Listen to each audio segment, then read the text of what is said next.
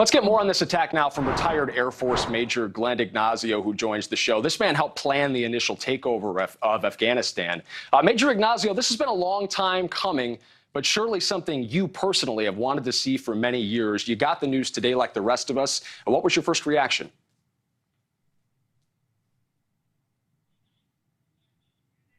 Be able to pull things together for this strike, but even more for the families from 9/11.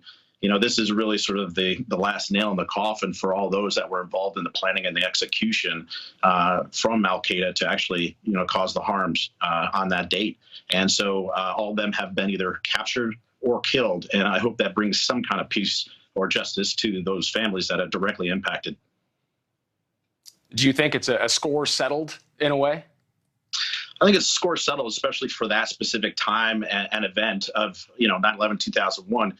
The hard part is Al-Qaeda, meaning the base, they have franchise organizations. I know it's a weird explanation, but it's almost like McDonald's around the world. So they have these franchise organizations, and their main focus has always been to attack the United States and our allies. So their main focus, regardless of where Americans or Westerners are, they're always been trying to hit the homeland of the United States. And that is their main function, quite different than what ISIS does. On the other side of the coin, you could make the argument that the United States clearly has eyes on terrorism wherever it is around the world. Give us your perspective about how you think this went down. We learned that missiles were launched from a UAV, these Hellfire missiles shot from a distance into a balcony. How does an operation like this logistically start and finish?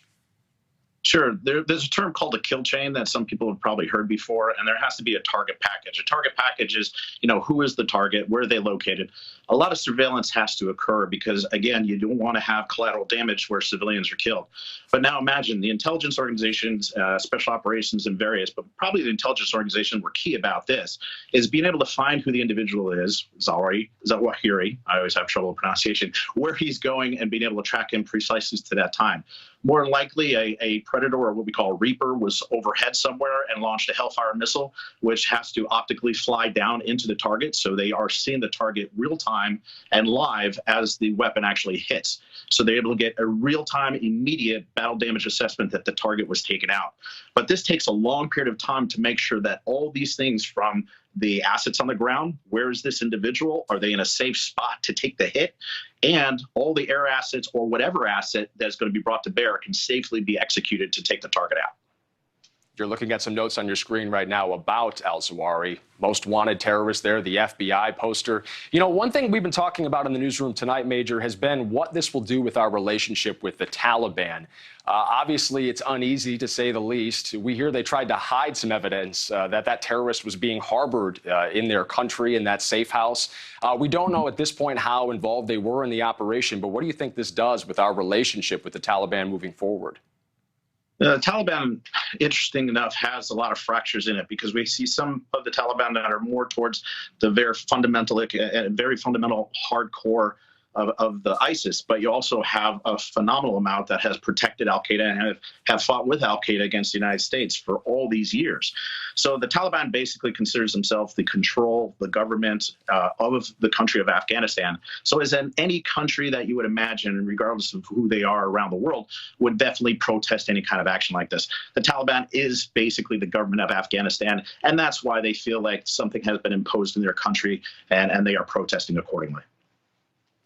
How crippling is this to al-Qaeda? We know that because you use the McDonald's metaphor. If you kill Ronald McDonald, McDonald's doesn't shut down. Is there already somebody in line to take his place, or is there going to be a period of power vacuums that manifests itself over in Afghanistan right now? No, they actually have a pretty good structure of who the leadership is. And Al-Saif, again, my pronunciations are always wrong. Saif is the supreme commander of what you would call the Al-Qaeda army.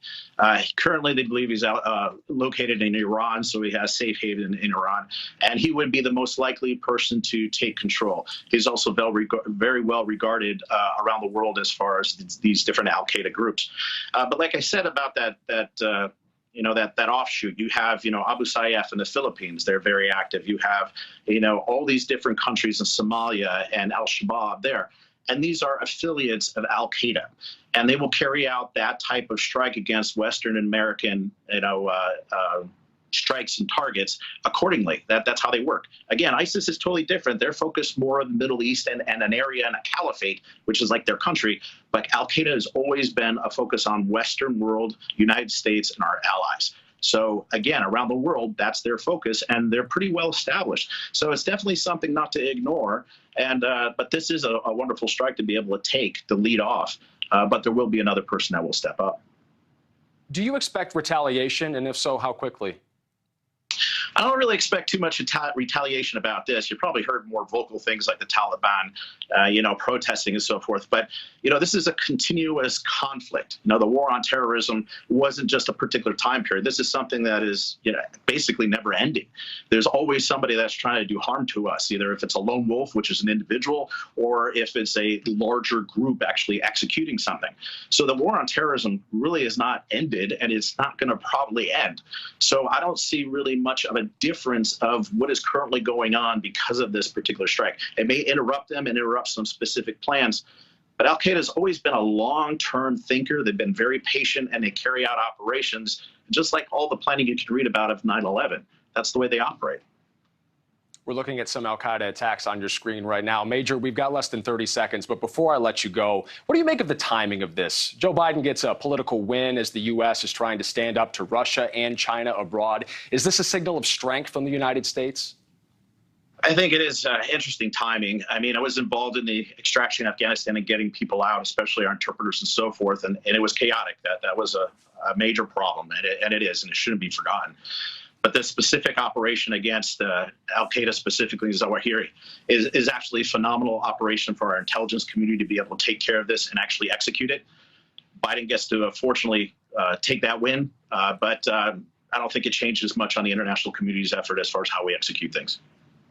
Retired Air Force Special Operations Commander and President of Limiting Factors, LLC, Major Glenn Ignacio, thank you for stopping by News Nation tonight. You bet. Take care. Thank you.